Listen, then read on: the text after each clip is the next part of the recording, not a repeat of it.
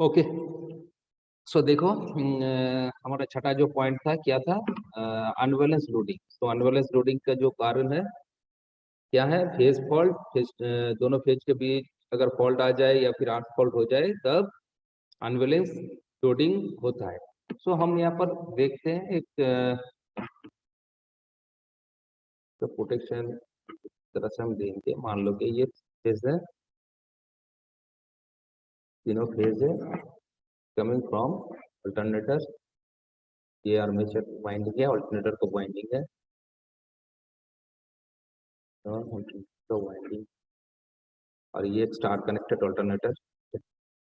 मतलब कि आर्मेचर हमेशा स्टार कनेक्टेड ही होता है, अल्टर, ठीक है।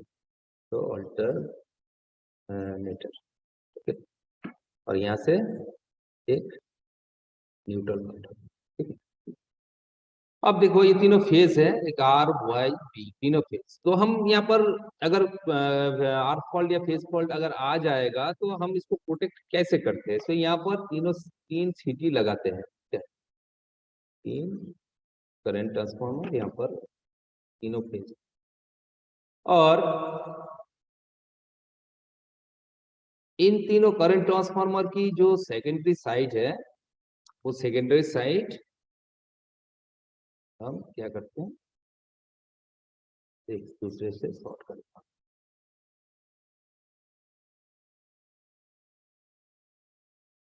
तीनों ट्रांसफार्मर का जो करंट ट्रांसफार्मर का सेकेंडरी साइड है, देखो दोनों साइड का हम एक कॉमन पॉइंट पे शॉर्ट कर दिया, और सेकेंडरी का इस साइड यहाँ पर कनेक्ट, ठीक है। और इसके साथ हम एक रिले कॉइल को लगाते हैं। यहाँ पर एक रिले कॉइल लेते हैं। ये बेसिकली एक, मान लो ये क्या है, रिले कॉइल, ठीक है। एक रिले कॉइल है।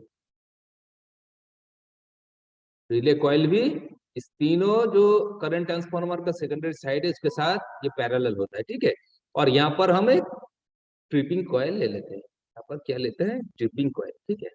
एक ट्रिप कॉइल, ट्रिप कॉइल,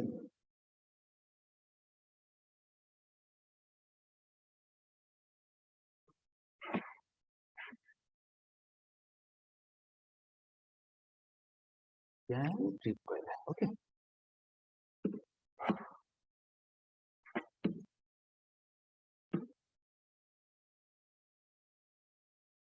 ये ट्रिप कॉइल कहाँ जाता है, ट्रिप, ट्रिप सर्किट। ये सर्किट ब्रेकर के साथ कनेक्टेड है, ठीक है। अब देखो मान लो कि किसी भी फिर अगर आर्क फॉल्ट या फिर फेज फॉल्ट आ जाएगा। देखो नॉर्मल कंडीशन में तो तीनों लाइन का जो करंट है, ये करंट एक बैलेंस कंडीशन में रहता है, ठीक है। इक्वल करंट है, इक्वल करंट है मतलब इसका जो टोटल, इसका जो टोटल करंट होगा वो करंट क्या होगा, करंट का वैल्यू जो होगा सम ऑफ द करेंट्स क्या होगा, जीरो होगा। जबकि इक्वल है, so no circulating current flows through the operating coil, ठीक है। सो अगर यहाँ पे करंट अगर इक्वल होगा तो इस कॉइल से कोई भी करंट फ्लो नहीं करेगा, लेकिन जब भी फॉल्ट आ जाएगा, फॉल्ट आ जाने के बाद यहाँ पर करंट का एक डिफरेंस आ जाएगा। ठीक, जब तीनों फेज का जो करंट है, तीनों अनबैलेंस लोडिंग अगर हो जाएगा तो तीनों का करंट तो डिफरेंट हो जाएगा। तो जब डिफरेंट होगा तो इस रिले कॉइल के थ्रू यहाँ पर एक करंट फ्लो करेगा। जब ये करंट रिले कॉइल के अंदर से पास करेगा तब क्या होगा, ये रिले कॉइल एनर्जाइज्ड हो जाएगा। एनर्जाइज्ड हो जाएगा तो इसको खींच लेगा और ये जो ट्रिप सर्किट है, ये ट्रिप सर्किट क्लोज हो जाएगा।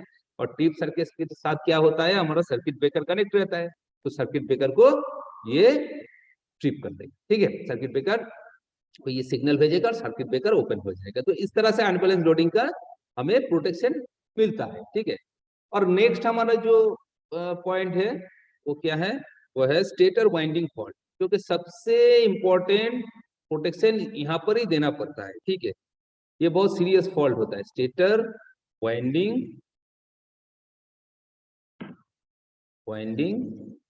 Fault. Stator winding fault, so stator winding fault basically क्या होता है, this fault occurs mainly due to insulation failure of the stator winding. Stator का जो वाइंडिंग होता है उसके इंसुलेशन फेलियर होने के वजह से यहाँ पर स्टेटर वाइंडिंग फॉल्ट होता है। ठीक है, स्टेटर में आर्मेचर रहता है,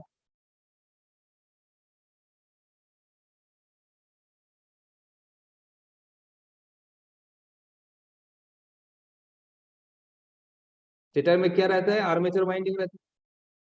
सो आर्मेचर वाइंडिंग का जो वाइंडिंग का जो इंसुलेशन होता है, वो इंसुलेशन फेलियर होने के वजह से स्टेटर में फॉल्ट आ जाता है। तो स्टेटर में किस टाइप का फॉल्ट होता है, दो टाइप का फॉल्ट बेसिकली होता है।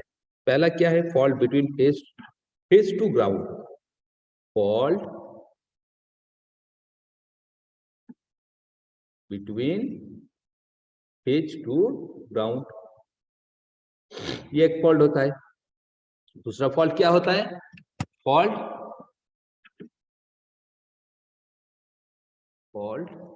बिटवीन फेजेस, ठीक है, एक फेज और ग्राउंड होने के वजह से फॉल्ट हो सकता है, और दो फेज के जुड़ जाने से भी फॉल्ट हो सकता है, जिसको हम फेज फॉल्ट कहते हैं। ठीक है, और एक टाइप का फॉल्ट होता है तो हम क्या कहते हैं, इंटर टर्न फॉल्ट। ठीक है, इंटर टर्न फॉल्ट मतलब कि एक ही कॉइल का जो टर्न होता है, वो टर्न एक दूसरे से अगर मिल जाए, वहां पर अगर फॉल्ट आ जाएगा तो उसको हम इंटर टर्न फॉल्ट कहते हैं। ठीक है, इंटर टर्न,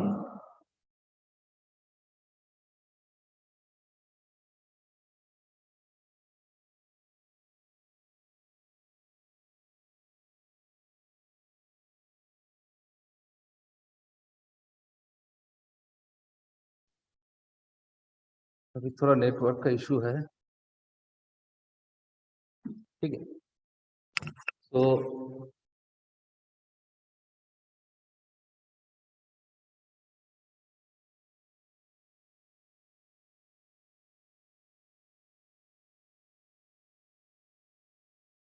तो क्या होता है, और एक inter turn fault,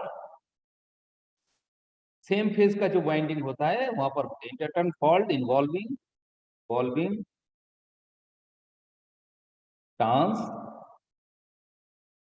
of the same phase winding, the same phase, okay, same phase winding, same phase, एक ही फेज का जो वाइंडिंग होता है, उस वाइंडिंग के जो टर्न्स होता है उस टर्न का फेलियर हो जाने से इंटरटर्न फॉल्ट होता है। ठीक है, तो बेसिकली स्टेटर में इन तीन तरह का फॉल्ट हमें देखने को मिलता है। अब देखो, ये जो स्टेटर का जो फॉल्ट होता है, स्टेटर वाइंडिंग फॉल्ट, ये सबसे सीरियस फॉल्ट होता है और इसको प्रोटेक्शन करना बहुत जरूरी है। इसको प्रोटेक्ट करने के लिए इसका प्रोटेक्शन जो सिस्टम हम लगाते हैं, ठीक है, तो उसको नेचुरली हम डिफरेंशियल प्रोटेक्शन ऑफ अल्टरनेटर कहते हैं। डिफरेंशियल प्रोटेक्शन ऑफ अल्टरनेटर, सो उससे हम इसको प्रोटेक्ट करते हैं। ये एक ऑटोमेटिकली प्रोटेक्शन यहाँ पर प्रोवाइड करते हैं हम। ठीक है, सो अब हम थोड़ा देख लेते हैं इसका जो प्रोटेक्शन है। तो बेसिकली देखो, बेसिकली ये जो 7 टाइप है फॉल्ट का, ये 7 तरह की फॉल्ट हमें ऑल्टरनेटर में दिखने को मिलता है। Failure of prime mover, failure of field, over current, over speed, over voltage, unbalance loading and stator winding fault. ये 7 तरह के फॉल्ट ऑल्टरनेटर में आता है। तो अब हम प्रोटेक्शन में जाते हैं, ठीक है। सो प्रोटेक्शन में एक्चुअली स्टेटर वाइंडिंग का जो फॉल्ट होता है, इसका इसके लिए जो हम प्रोटेक्शन प्रोवाइड करते हैं, उसको हम क्या कहते हैं, उसको हम डिफरेंशियल प्रोटेक्शन, ठीक है। वेरी वेरी इंपॉर्टेंट,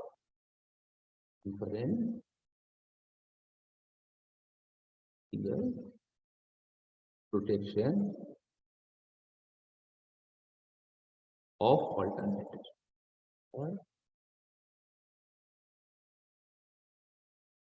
कहां पर? स्टेटर का जो फॉल्ट है, स्टेटर फॉल्ट को प्रोटेक्ट करने के लिए हम डिफरेंशियल प्रोटेक्शन यहाँ पर लगाते हैं, ठीक है। सो इस प्रोटेक्शन को हम क्या कह सकते हैं? इस प्रोटेक्शन का और एक नाम है जिसको हम कहते हैं Merz price circulating current current scheme, ठीक है। तो हम Merz price circulating current scheme भी कहते हैं। सो मार्च प्राइस प्रोटेक्शन अगर बोला जाएगा तो प्रोटेक्शन ही है, ठीक है, ये बात याद रखना। तो अब हम इसका जो सर्किट डायग्राम है, जो स्कीमेटिक अरेंजमेंट है, वो देख लेते हैं। सो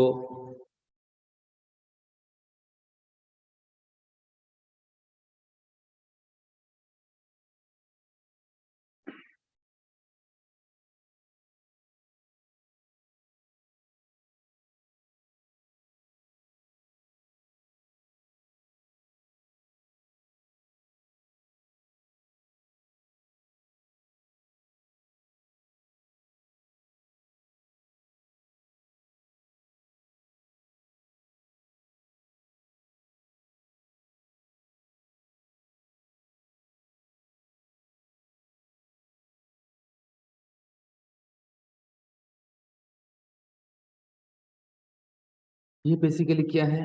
तीनों फेज है। और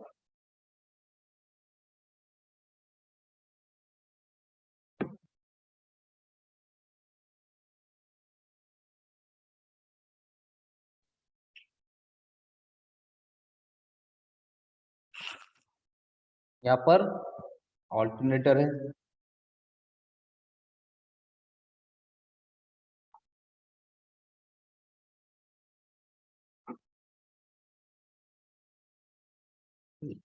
ये क्या है? ये ऑल्टरनेटर है, हाँ?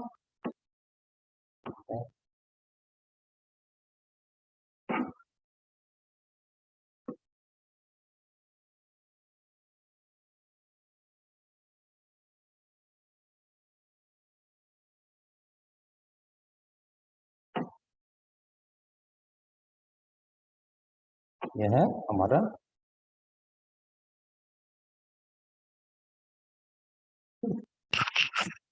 सो ये स्टार कनेक्टेड है, ठीक है। सो एक पॉइंट को हम शॉर्ट कर देते हैं यहाँ से। ये हमारा न्यूट्रल पॉइंट है, यहाँ पर एक आर्थिंग रेजिस्टेंस हम कनेक्ट करते हैं। और क्या करते हैं, एक आर्थिंग रेजिस्टेंस,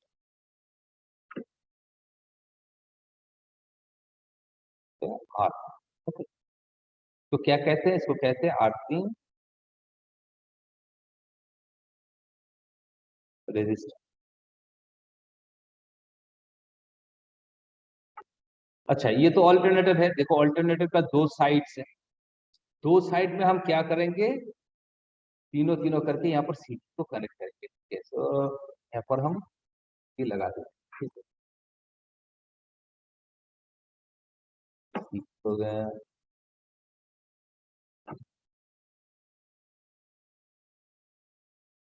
और यहाँ पर भी हम सीधी को कनेक्ट।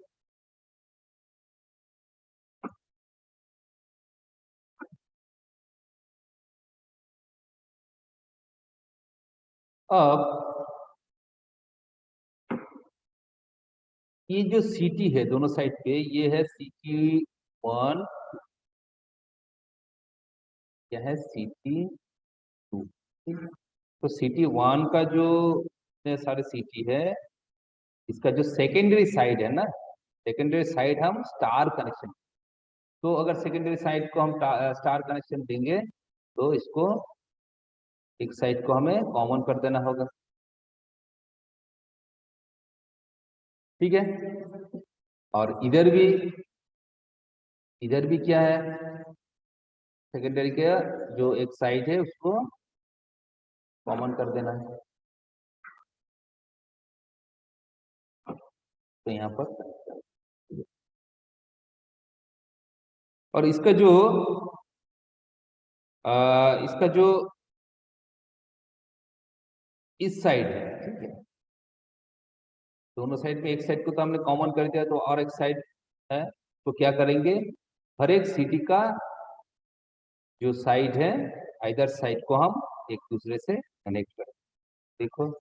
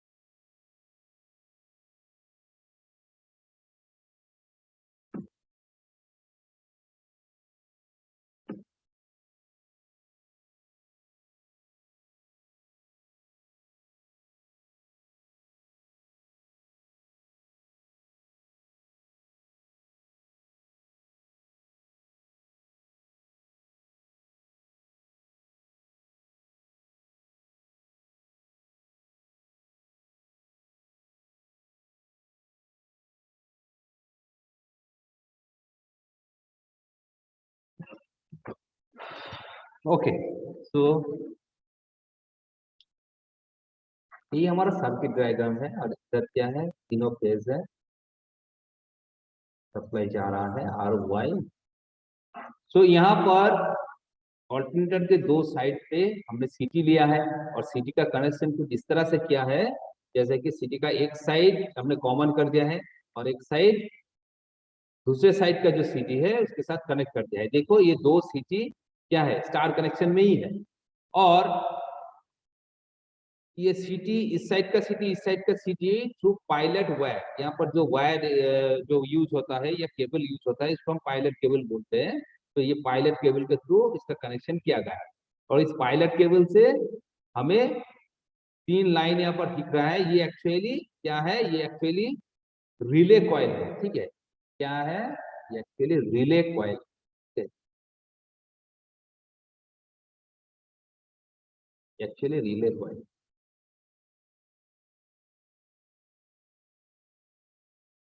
तीनों कॉइल क्या है, कॉइल, रिले कॉइल, ठीक है। तो एक R1 है, एक R2 है, एंड एक R3, ये तीनों क्या है, ये रिले कॉइल, ओके।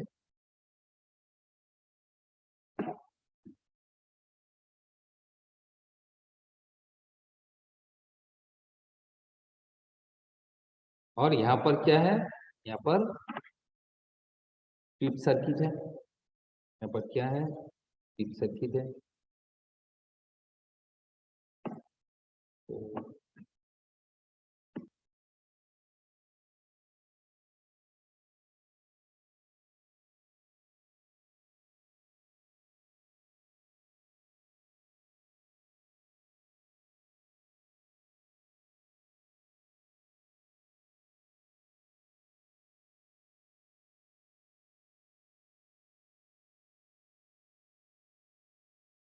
यहाँ पर भी टिप सर्किट है।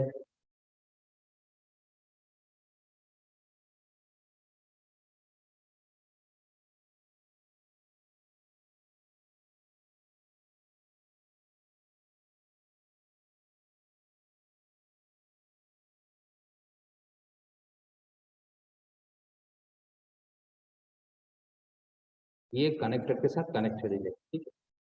तो ये बेसिकली क्या है, ये हमारा टू ट्रिप सर्किट, टू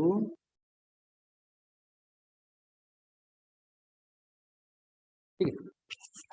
तो यही हमारा सर्किट डायग्राम है। अब देखो यहाँ पर अल्टरनेटर, अल्टरनेटर के दो साइड पे दो सीटी कनेक्ट है, ठीक है।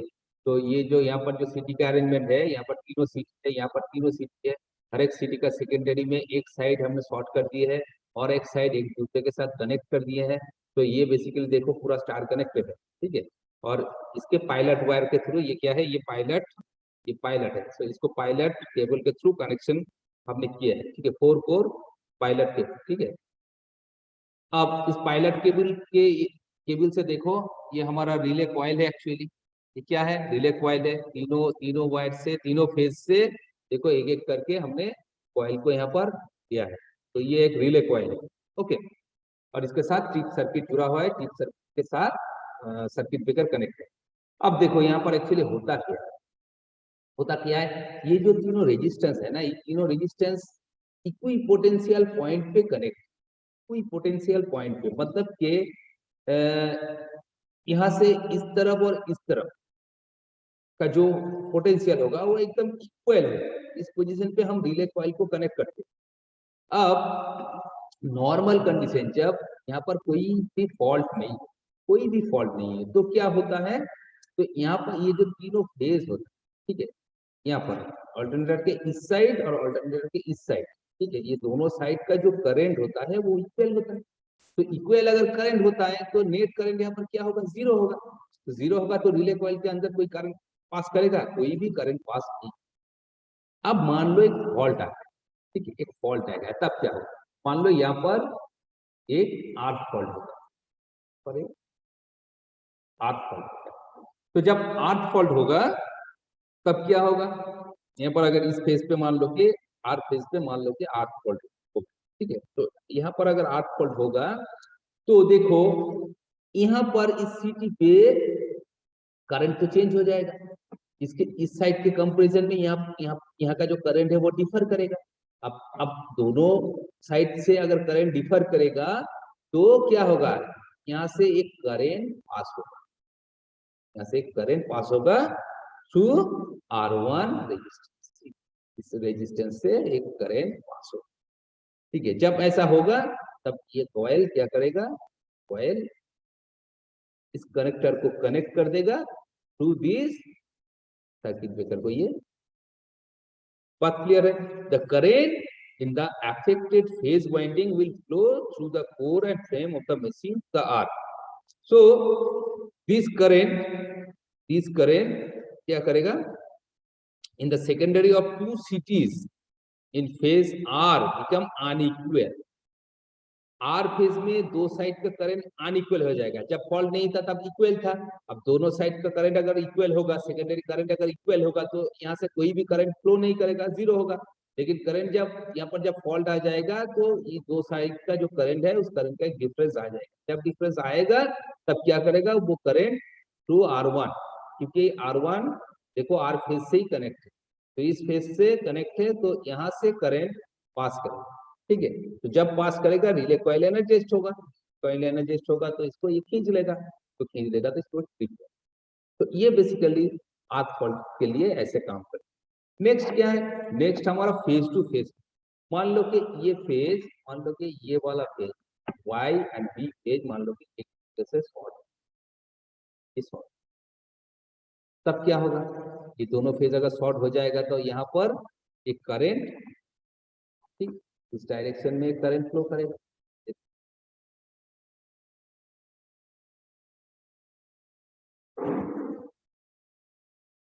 यहाँ से करंट फ्लो करेगा, दोनों अगर शॉर्ट हो जाएगा तो यहाँ पे करंट फ्लो करेगा। जब यहाँ पे करंट फ्लो करेगा तो इसका जो सेकेंडरी है, इसका जो सेकेंडरी है और इसका जो सेकेंडरी है, ये करंट ट्रांसफार्मर का जो सेकेंडरी है, वहां पर पहले तो करंट इक्वल था, लेकिन अब करंट अनइक्वल हो जाएगा, यहाँ और यहाँ करंट अनइक्वल हो जाएगा। तो जब ऐसा होगा तब इसके थ्रू ये दोनों फेज के साथ कौन कनेक्टेड है, देखो R2 कनेक्ट है, R3 कनेक्ट। सो ये दोनों फेज का जो रिले कॉइल है R2 एंड R3, इस R2 एंड R3 कॉइल से फिर करंट पास होगा, क्योंकि अब इन दोनों साइड पे अनइक्वल करंट आ गया। तो अनइक्वल करंट अगर आ जाएगा तो रिले कॉइल पे क्या होगा, R2 एंड R3 के थ्रू करंट पास होगा। जब ऐसा होगा तो ये जो कॉइल है R2 एंड R3, ये दोनों कॉइल एनर्जाइज्ड हो जाएगा। तो जब ये दोनों कॉइल एनर्जाइज्ड होगा तो यहाँ पर देखो ट्यूब सर्किट है, ये इसको खींच लेगा और ट्यूब सर्किट को क्लोज कर देगा। तो ये बेसिकली क्लोज कर देगा, तो ये सर्किट ब्रेकर लाइन में तो सर्किट ब्रेकर लगा रहता है, सब सर्किट ब्रेकर को ये सिग्नल भेजेगा और सर्किट ब्रेकर ओपन हो जाएगा। जब ओपन होगा तो हेल्दी अनहेल्दी पोर्शन से अल्टरनेटर को आइसोलेट करेगा। तो इस तरह से इसको प्रोटेक्शन मिल जाएगा, ठीक है। तो बेसिकली डिफरेंशियल प्रोटेक्शन और मार्च वाइज प्रोटेक्शन का जो बेसिक फंक्शन है वो यही है, इसका ऑपरेटिंग प्रिंसिपल यही है। लेकिन एक बात याद रखना, यहाँ पर जो इसका लिमिटेशन है, क्या लिमिटेशन है, फेस टू फेस प्रोटेक्शन के लिए तो ये ठीक है, लेकिन जब अर्थ फॉल्ट होगा, ठीक है, फेस टू अर्थ फॉल्ट होगा, तब क्या होगा, ये naturally when an earth fault occur near the neutral point, जब न्यूट्रल पॉइंट के पास अर्थ फॉल्ट होगा तो यहाँ पर इनसफिशिएंट वोल्टेज होगा। तो जिस वोल्टेज से इसके थ्रू जो करंट पास होगा ना, वो रिले कॉइल को एनर्जाइज नहीं कर पाएगा। इसके पास न्यूट्रल पॉइंट के पास अगर कोई फॉल्ट हो, सो यहाँ पर एक्चुअली अर्थ फॉल्ट प्रोटेक्शन के लिए ये 85% प्रोटेक्शन देता है। 85% ऑफ द वाइंडिंग, ना वाइंडिंग है उस वाइंडिंग का 85% तो प्रोटेक्शन देगा, लेकिन 50% प्रोटेक्शन ये नहीं दे पाएगा अर्थ फॉल्ट के लिए।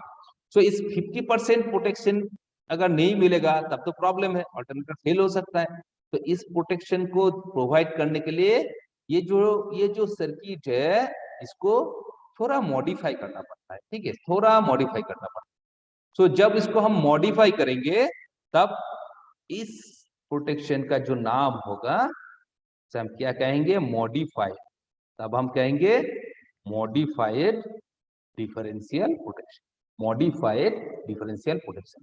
सो मॉडिफाइड डिफरेंशियल प्रोटेक्शन एक्चुअली होता क्या है, देखो same to same circuit same to same रहेगा, केवल यहाँ पर जो चेंजेस आएगा,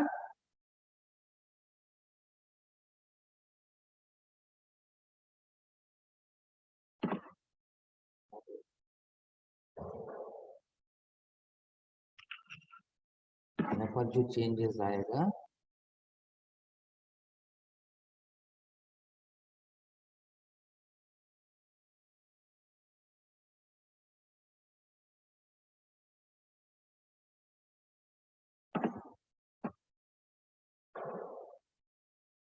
इन तीनों रेजिस्टेंस को इस साइड को एक कॉमन पॉइंट पे हम शॉर्ट कर देंगे, ठीक है।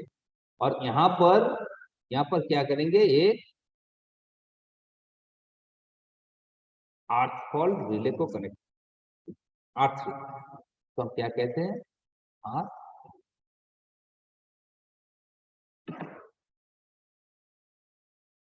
ओके। यहाँ पर क्या करेंगे, एक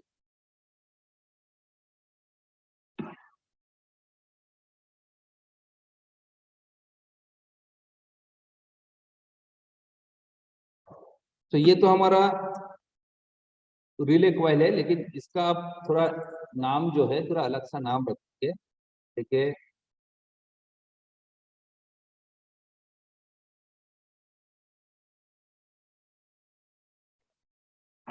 इसको क्या कहेंगे, इनको कहेंगे इनको कहेंगे पीसी। पहला वाला जो है इसको कहेंगे पीसी, पीसी, ठीक है। टू फेज एलिमेंट, एक तो पीसी है और इधर पीए है, पीसी एंड पीए, ठीक है। एंड इसके अंदर का जो रेजिस्टेंस है इसको कहेंगे बी आर। बी आर मतलब बैलेंसिंग रेजिस्टेंस, ठीक है, बी आर मतलब बैलेंसिंग रेजिस्टेंस। और यहाँ पर क्या है, यहाँ पर E R, E R, E R मतलब R3 है, ठीक है, यार मतलब इसको क्या कहेंगे, अर्थ रिले, अर्थ रिले। और ये है बैलेंसिंग रजिस्टर, दोनों साइड, एक साइड है पीसी एक साइड है पी है, ठीक है। ये दोनों क्या है, फेज, ये दोनों क्या है, ये दोनों है फेज एलिमेंट। रिले का 3 कॉइल है, दोनों कॉइल को हम फेज एलिमेंट कहेंगे, बीच वाला जो है उसको बैलेंसिंग कहेंगे, और यहाँ पर अर्थ रिले है। और यहाँ से इसके थ्रू इस साइड पे ट्रिपिंग सर्किट है, वो ट्रिपिंग सर्किट नहीं दिखाया गया है, बाकी सब सेम है, सेम टू सेम है। तो यहाँ पर देखो, यहाँ पर क्या होता है, जो जो 50% जो प्रोटेक्शन नहीं दे पा रहा है 8 वोल्ट के लिए, वहां पर क्या होगा, करंट मिनिमम होता है, इसलिए ये रिले कॉइल ट्रिप नहीं करता है। तो यहाँ पर 8 वोल्ट रिले लगा दिया गया है। देखो तीनों का एक साइड कॉमन है, 8 वोल्ट रिले लगा दिया है। अब मान लो कि यहाँ पर मान लो कि 8 वोल्ट हो गए, तो 8 वोल्ट हो गया है, तो इसके वजह से क्या होगा, इस साइड और इस साइड का करंट डिफर करेगा। डिफर जब करेगा तो हमारा जो एक पीसी है, पीसी के थ्रू, रिले कॉइल के थ्रू ये करंट पास होगा, ठीक है। और एक साइड हमारा, इस साइड को मान लो कि S1 है, साइड क्या है S2, ठीक है। तो दो साइड है। सो यहाँ पर करंट इस डायरेक्शन थ्रू पीसी होके ER होके एक इधर जाएगा, एक इधर जाएगा, और इधर तो हमारा न्यूट्रल है, ठीक है, इधर हमारा न्यूट्रल है। तो यहाँ पर देखो, यहाँ पर आठ जो रिले लगाया गया है, ये मिनिमम करंट से भी ये ऑपरेट कर जाएगा। तो यहाँ पर 8 वोल्ट का जो प्रोटेक्शन है, यहाँ पर ये प्रोवाइड कर देगा। ये 50% जो प्रोटेक्शन पहले नहीं दे पा रहा था, अब इस प्रोटेक्शन को ये प्रोवाइड कर देगा। और फेज फॉल्ट के लिए क्या होगा, if a fault occurs between two phases, the output the out of the balance current will circulate around the two transformers secondary, ठीक है। तो अगर मान लो कि किसी भी दो फेज के, ये फेज हो, वाई फेज हो, बी फेज के अंदर अगर फॉल्ट हो जाए, या फिर आर और वाई के बीच फॉल्ट हो जाए, या फिर आर और बी के बीच फॉल्ट हो जाए, किसी भी दो फेज अगर फॉल्टी कंडीशन में आ जाएगा, तो यहाँ पर इस साइड का करंट डिफर हो जाएगा, डिफर करेगा। तो जब डिफर करेगा तब क्या होगा, ये जो रेजिस्टेंस यहाँ पर रिले कॉइल का जो ये जो कॉइल है, इसके थ्रू करंट पास करेगा वाया ER। सो अगर मान लो कि हमारा जो फॉल्ट हो गया है, ये Y एंड B फेज में ही फॉल्ट हुआ है, सो Y एंड B फेज में अगर फॉल्ट होगा, तो यहाँ से देखो, यहाँ से थ्रू BR और थ्रू PA होके ER होके हमारा करंट पास करेगा, ठीक है। सो यहाँ पर ट्रिप कौन करेगा, इस रिले, अर्थ रिले यहाँ तक आने से पहले ही ये रिले कॉइल ट्रिप कर जाएगा, ठीक है, ये रिले कॉइल ट्रिप कर जाएगा। So without passing through the earth relay क्या करेगा, यहाँ पर जो two of the coil PA, BR and PC, ठीक है, ये भी डिसाइड करेगा कौन फेज से करंट पास होगा, ये डिसाइड करेगा कौन कौन फेज एक दूसरे से शॉर्ट सर्किट में आ गए, ये वर्क या फिर फॉल्टी कंडीशन में आ गए है। मान लो कि R phase and Y phase, ये दोनों फेज अगर मान लो कि फेज फॉल्ट हो गया है, तब तब देखो इस फेज के साथ, R फेज के साथ कौन कनेक्टेड है, PC। Y फेज के साथ कौन कनेक्टेड है, PR। तो करंट अब इस कॉइल के थ्रू पास हो, ठीक है। मान लो कि fault R and B phase में हो गया है, तब करंट कहां से पास करेगा, R फेज के लिए PC एंड B फेज के लिए PA, यहाँ से करंट पास होगा। तो यहाँ से जब करंट पास होगा तो ये कॉइल एनर्जाइज्ड हो जाएगा, एनर्जाइज्ड हो जाएगा तो ये कॉइल ट्रिप कर देगा, ठीक है, सर्किट ब्रेकर को ट्रिप करेगा, और सर्किट ब्रेकर ओपन हो जाएगा तो alternator automatically healthy portion unhealthy portion से आइसोलेट हो जाएगा। तो इसी तरह से यहाँ पर एक प्रोटेक्शन दिया जाता है, तो इसको हम मॉडिफाइड डिफरेंशियल प्रोटेक्शन। तो पहला सर्किट डायग्राम जो है वो actually differential protection for alternator, जिसको हम मार्च बाय सर्कुलेटिंग करंट स्कीम कहते हैं। वेरी वेरी इंपॉर्टेंट, एग्जाम में आता ही है, ठीक है।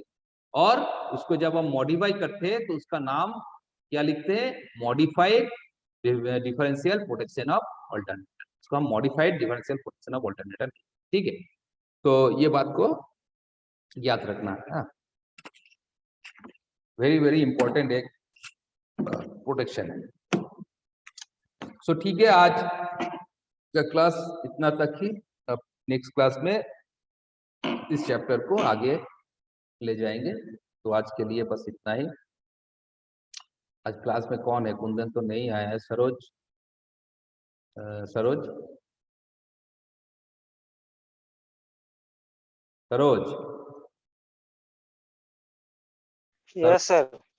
इसका जो अटेंडेंस है, अटेंडेंस व्हाट्सएप पर, ठीक है? ठीक है सर। ओके, ठीक। ओके, ठीक है, थैंक यू।